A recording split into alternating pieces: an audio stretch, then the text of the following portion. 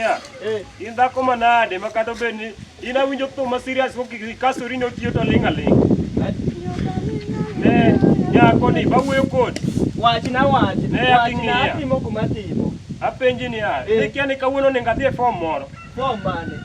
Nyawagire awacho ni ikia ni no nenga dhi e form moro ne akichiko wang'i king'iyo. To form dong no ningi dhi gi workplace ni koja. Ero tim duoka itoju gi Nyar dhi gi workplace.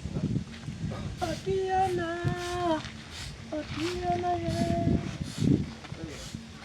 Dapenji dhako ni.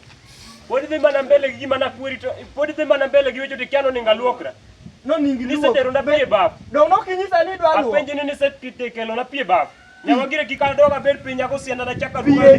Pie kidwaro pito pierie besen ni.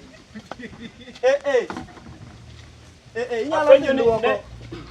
Kau usie kona kacha. Apenji ni isetero na pie baf. Pierie.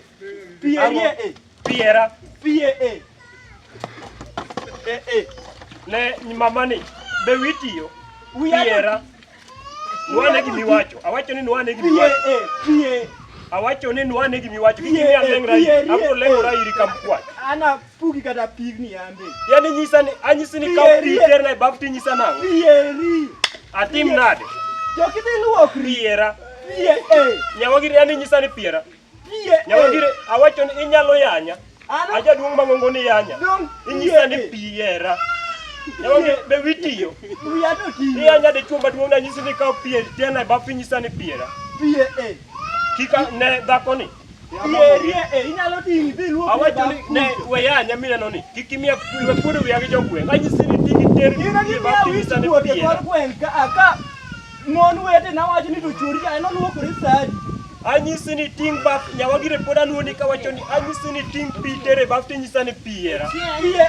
Awinji. Ma kelo ni ka. Nyawagire pe bilonga dieri. Ni nyisa nango. Pie. Piera, ni mai piera. Pie di luokri ku. Wabro Ina mana wich kuot na yere no. Ina maduong kimia mana wich kuot pile kiwuok idhi e senda ku. Wegona koko kau pitere baf ne. Kau pitere baf. Chaki nyisa ni piera. Anyisi ni kau piti nyisa ni piera. Kau pitere baf. Awacho ni ne mama ni. Kau pitere baf. Ini nyisa ni piera. Akoni ni kau pitere baf. Kasi nyisa ni piera. Dong pite. Dong pie mani dwaro. Tatimo makelo. Awe ni pige nigo.